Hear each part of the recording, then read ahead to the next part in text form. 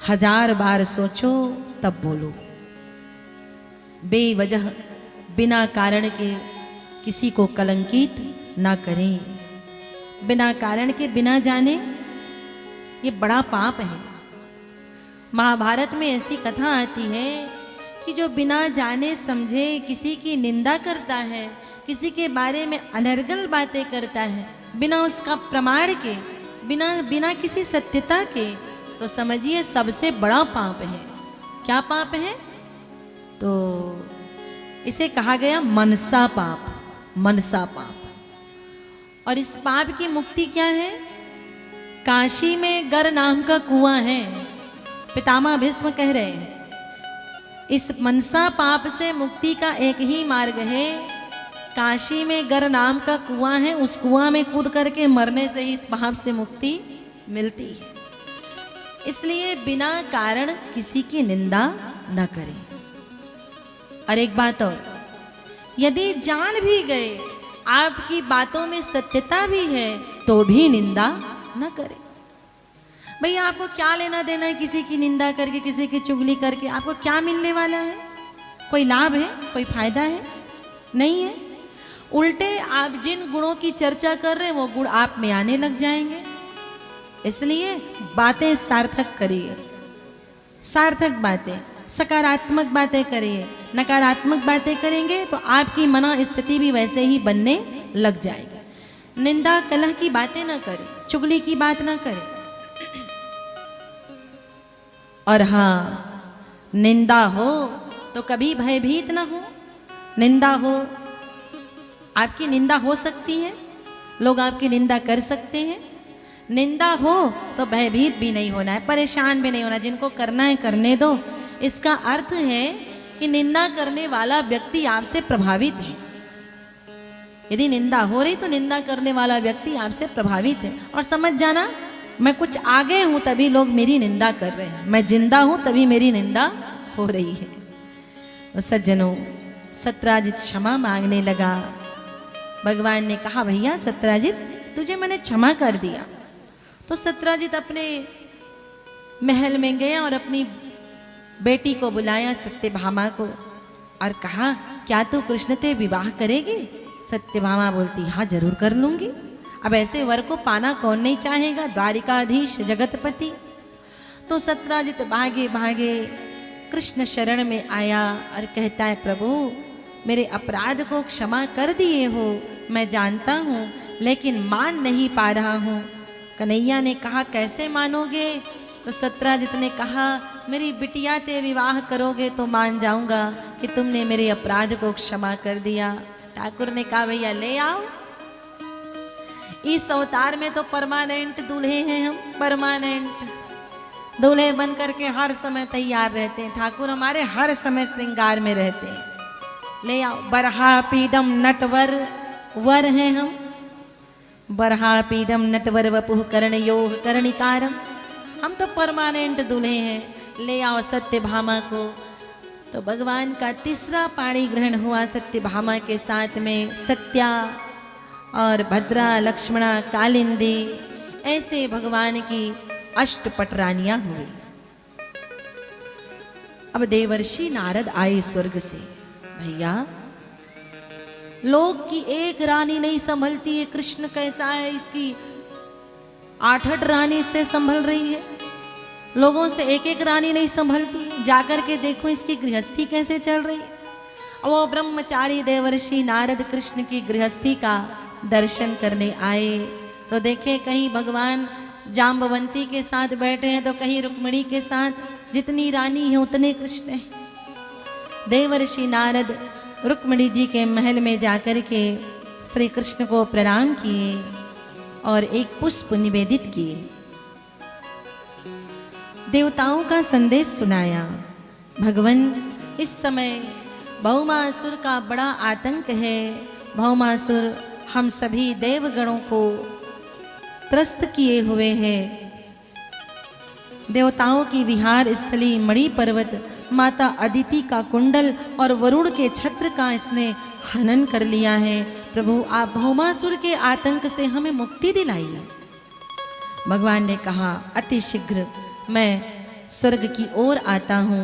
नारद जी को आश्वस्त किया और देवर्षि नारद कहते हैं मैं आया हूँ तो मेरा भी कुछ काम करते चलो।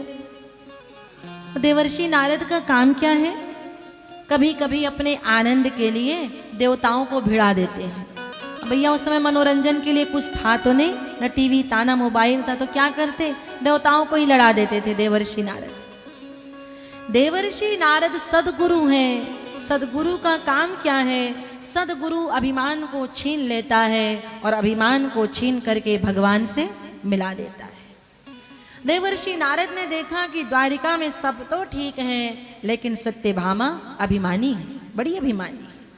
इन्हें इस बात का अभिमान है मैं बड़ी सुंदर हूं तो कृष्ण मुझसे बड़ा प्रेम करते हैं। और देवर्षि नारद सत्यभामा के कक्ष के सामने जाकर के नारायण नारायण नारायण नारायण नारायण कहने लगे। सत्यभामा बाहर आई, देवर्षि नारद का स्वागत किया। आइए देवर्षि, कैसे आए? नारद जी ने कहा देवी आज केवल स्वर्ग से तेरे काम के लिए आया हूं। मेरे क्या काम के लिए आए हैं? आज केवल और केवल कृष्ण और तेरे प्रेम की परीक्षा लेने आया था मैं। अच्छा तो परीक्षा ले ली? बोले हाँ ले ली। मैं जान गया तू तो कृष्ण से बड़ा प्रेम करती है, लेकिन कृष्ण तुझसे जरा सा भी प्रेम नहीं करते, तनिक सा भी नहीं करते। बोले कैसे? अरे मैं स्वर्ग से पारिजात का पुष्प लाया, कृष्ण को दिया, लेकिन कृष्ण ने उस पुष्प को रुक्मिणी को दे दिया। तेरी तो याद भी नहीं की, तेरे बारे में तो सोचा तक नहीं। सत्यभामा ने कहा फूल ही तो दिया है, कोई सोने चांदी वस्त्र आभूषण थोड़ी ना दिए, फूल दिया और फूल में कैसे परीक्षा कर ली? हे देवी तुम नहीं जानती हो, वो स्वर्ग का पुष्प है, समुद्र मंथन से निकला हुआ एक पारिजात का वृक्ष है, उस वृक्ष का ये पुष्प है। उसको जो प्राप्त कर लेता है चीर यौवन को प्राप्त कर लेता है। मैंने बार बार कृष्ण से कहा कि सत्यभामा प्रभु बहुत सुंदर है, लेकिन आप इस पुष्प को एक बार सत्यभामा को जरूर दे देना। मेरे बार बार कहने पर भी भगवान ने तुम्हारी याद नहीं की। अब देवी का माथा ठनका। अब सत्यभामा क्रोधित हुई और सीधे चली गई कोप भवन में। सायंकाल भगवान आए, प्रसन्न मन से देवर्षि नारद चले गए। भैया 8 रानी संभाल रहा है, आज आनंद लेने में मजा आएगा, देखते हैं आज कैसे मनाता है ये। देवर्षि नारद चले गए। इधर सायंकाल भगवान श्री कृष्ण आए, देखा सारी रानियां हैं लेकिन सत्यभामा नहीं है। पूछा बाकी की रानियों से आज सत्यभामा कहाँ गई? सबने कहा आज सत्यभामा तो कोप भवन में है। अब विचार करके देखो, तब से अब का जमाना ज्यादा आधुनिक है। सतयुग से, त्रेता से, द्वापर से अब का जमाना ज्यादा आधुनिक है। अब के घर बन रहे हैं तो नए नए प्रकार के बन रहे हैं। ड्राइंग रूम अलग है, सिटिंग रूम अलग है, रसोई तो ऐसा बढ़िया है, सब व्यवस्थित बन रहे हैं। अब का समय ज़्यादा आधुनिक है, अलग अलग प्रकार के कमरे बन रहे हैं। लेकिन अचानक से जो कक्ष सतयुग में, त्रेता में, द्वापर में हुआ करता था, जो कोप भवन हुआ करता था, वो अचानक से कहाँ गायब हो गया। जो रामावतार में कोप भवन हुआ करता था, जो कृष्णावतार में कोप भवन था, वो अचानक से कहाँ चला गया? भैया अब बात ऐसी है, अब पूरा का पूरा घर ही कोप भवन है। अलग से कोप भवन की आवश्यकता नहीं, पूरा घर कोप भवन है। एक कोने में माँ बैठी है, वो बेचारा टीवी देख रही है, मोबाइल चला रही है। एक कोने में पति बैठा है, वो भी मोबाइल चला रहा है। दूसरे कोने में बच्चे बैठे हैं, वो भी मोबाइल चला रहे हैं। एक घर में 5 लोग हैं, लेकिन पांचों का आपस में बोलचाल नहीं है, सब उसी में व्यस्त है। पूरा घर कोप भवन है। कहीं इस गर्मी के दिन में पति देव फोन कर दे, मेरे 4 मित्र आ रहे हैं, जरा भोजन वगैरह बना लेना, तो फिर रसोई घर में ही चंडी दुर्गा तैयार मिलती है। एक हाथ में बेलन, एक हाथ में चिमटा, एक हाथ में कलछी, अष्टभुजी दुर्गा वही। माथा जो ठनकता है। जब भी भोजन बनाए क्रोध में ना बनाए, मैंने तो विनोद किया, लेकिन सत्य बात तो ये है, ध्यान से सुनेंगे आप सभी। जब भी प्रसाद बनाए क्रोध में ना बनाए, प्रेम से बनाए। निंदा करते हुए ना बनाए, कलह करते हुए ना बनाए, किसी के लिए ईर्ष्या करते हुए ना बनाए। जिस मन स्थिति से आप भोजन का निर्माण करते हैं, उस मन स्थिति का प्रभाव भोजन पर पड़ता है और फिर उसे खा करके, उसे पा करके पूरे परिवार का संस्कार बनता है। इसलिए अच्छे मन से भोजन बनाए। इसीलिए हमारे यहाँ कहा जाता था, सुंदर मन से स्नान ध्यान करके भोजन बनाइए। तो आज तो बिना नहाए भोजन बनाया जा रहा है, बिना नहाए रसोई घर में जाया जा रहा है। जब भी भोजन बनाए अच्छे मन से भोजन बनाइए। भोजन किसके लिए बनाए? तो पति के लिए नहीं, बच्चे के लिए नहीं, तो भोजन ठाकुर जी के लिए बनाए। ठाकुर जी के लिए प्रसाद बनाए, ठाकुर जी को भोग लगाएं। आप 3 बार पाते हैं, ठाकुर को भी 3 बार खिलाएं। और हाँ, सड़ा गला नहीं खाता ठाकुर हमारा, लहसुन प्याज नहीं खाता भैया। तो ठाकुर को चीनी भात का भोग लगाइए, दूध रोटी का भोग लगाइए, गुड़ चावल का भोग लगाइए और उस प्रसाद को पूरे भोजन में मिला करके पूरे परिवार को खिलाइए। 1 वर्ष के भीतर देख लेना, घर के संस्कार बदल जाएंगे। हमारे 2 चीज बिगड़ गए। लोग कहते जी भजन में मन नहीं लगता, हमें भजन अच्छा नहीं लगता। लोग कहते हैं तो मैं कहा करती हूँ, आपका भोजन बिगड़ गया है, इसलिए भजन में मन नहीं लगता। भोजन सुधारिए तो भजन सुधरेगा। भोजन बनेगा, श्रेष्ठ होगा भोजन, तो भजन में मन लगेगा। अभी हमारा भोजन बिगड़ गया। जिस परिवार में एक साथ बैठ करके भोजन और भजन किया जाता है, वो परिवार धरती का स्वर्ग होता है। एक समय का भोजन एक साथ बैठ करके पूरे परिवार के साथ करें। कितने भी आप व्यस्त हो, एक समय के लिए समय निकालिए। एक समय भोजन एक साथ बैठ करके करें और एक साथ कम से कम 15 मिनट के लिए झूम करके भजन गाइए। आप घर तोड़वा रहे हैं, वास्तु के हिसाब से घर बनवा रहे हैं, आधे घंटे का भजन करिए, एक साथ भोजन करिए, मिल करके कहीं तीर्थ का भ्रमण करिए और खूब आनंद से आपस में हरि चर्चा करिए। 1 वर्ष के भीतर देखना सारे वास्तु दोष समाप्त हो जाएंगे, सारे दोष खत्म हो जाएंगे। भजन सुधारना है तो भोजन को सुधारिए। और हाँ, बहुत भोजन के रस के पीछे ही मत पड़े रहिए। आचार्य डोंगरे महाराज कहा करते थे, जिसका भोजन सरस होता है उसका भजन नीरस होता है, और जिसका भोजन नीरस होता है उसी का भोजन सरस होता है। सज्जनों, भगवान सत्यभामा के पास गए और कहा, देवी किसी ने आपका अपमान कर दिया, आप कोप भवन में क्यों आई हैं? सत्यभामा ने कहा, पूरी द्वारिका में किसी में इतनी साहस नहीं है जो मेरा अपमान कर दे, शिवाय तुम्हारे, तुमने किया है। कृष्ण ने कहा, भैया मैंने क्या कर दिया, दिन भर में अभी आया हूं, मैंने क्या किया? सत्यभामा ने कहा, याद करिए, आज कोई स्वर्ग से आपके पास पारिजात का पुष्प लेकर के आया था। ठाकुर ने कहा, भैया ये सारा आग लगाने का काम तो नारद का है, उसकी गृहस्थी है नहीं, और मेरी बसी बसाई गृहस्थी उजाड़ने चला है।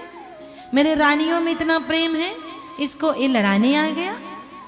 तो ठाकुर कहते हैं, नारद को तो बाद में देख लूंगा, पहले सत्यभामा को मनाता हूं। और भगवान सत्यभामा से कहते हैं, देवी अरे मैंने पारिजात का पुष्प ही दिया है, आप एक बार कह के तो देखिए, आपके आंगन में ला करके स्वर्ग से पारिजात का वृक्ष लगा दूंगा। सत्यभामा ने कहा, अब भी लगाओ, तुरंत लाओ। कृष्ण ने कहा भैया बाद में ला दूंगा। नहीं अब भी लाओ, मैं जानती हूं तुम छलिया हो, बाद में नट दोगे, तुम्हारा कोई भरोसा नहीं, अब भी लाओ।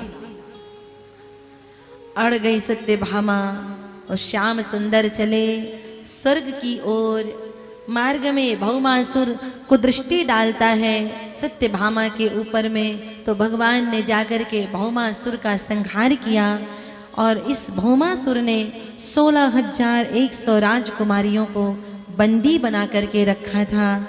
तो भगवान श्याम सुंदर सारी राजकुमारियों को बंधन मुक्त किए और कहा आप सब अपने अपने घर जाइए। सारी राजकुमारियों ने कहा भगवान अब हमें अपनाने वाला है कौन? हमारे रिश्ते नाते मित्र बंधु बांधव अब हमें कोई स्वीकार नहीं करेगा। इस दुष्ट के कैद में न जाने कितने वर्षों से हम पड़ी हुई हैं, अब हमें कौन अपनाएगा? तो सत्यभामा ने कहा भगवान इन सबको आप अपना लीजिए, इन्हें आप शरण दीजिए। तो ठाकुर ने सारी 16,100 राजकन्याओं को द्वारिका भेजा और स्वर्ग जाकर के इंद्र का मान मर्दन किया, पारिजात का वृक्ष लाए और देवताओं का सम्मान वापस दिया। तदुपरांत द्वारिका में आकर के भगवान 16,100 राजकन्याओं के साथ इनका पाणी ग्रहण हुआ, विवाह हुआ। अब विचार करने योग्य बात यह है, लोग कहते हैं 16,108 उसकी रानी, तो जो 16,100 जो राजकन्याएं हैं ये कोई अति सुंदरी नहीं है, कोई बहुत विशिष्ट नहीं है कि जिनके रूप पर आकर्षित होकर के कृष्ण ने इनसे विवाह किया है। ये कौन है? ये राजकन्याएं ये परित्यक्ता है, ये शोषित है। न जाने कितने हजार वर्षों से ये भौमासुर के कैद में है, इनके रूप रंग सब अस्त व्यस्त है, दिखने में सुंदर नहीं है। आकर्षण के कारण इनसे विवाह नहीं किया, कृपा के कारण किया, करुणा के कारण किया। आप विचार करके देखिए, आपको पता चलता है कि आप अपने बेटे के लिए जिस कन्या को खोज रहे हैं वो कन्या का चरित्र सही नहीं है, तो आप हुई सगाई भी तोड़ देते हैं। तो सगाई हो जाती है उसको भी तोड़ देते हैं, यहाँ तक कि विवाह भी तोड़ा जाता है। भैया विचार करके देखो, जानते हुए श्री कृष्ण ने 16,100 राजकन्याओं को स्वीकार किया और अपना नाम दिया, नहीं तो वर्ण संकर की समस्या उस समय आ जाती, वो और भी शोषित होती। जो स्त्री समाज से उपेक्षित होती है उसका और भी शोषण होता है, वो और भी शोषित होती। तो कृष्ण ने उन्हें अपनाया है, कामनावश नहीं करुणावश। ये कौन है? जन्म जन्म मुनि जतन कराही अंतराम कही आवत नाही। ये कौन सी राजकुमारियां हैं जिनको भगवान ने अपनाया है? ये श्रुति रूपा वेद रूपा और वेद के उपासना कांड के 16,100 मंत्र हैं जिनको भगवान ने स्वीकार किया है।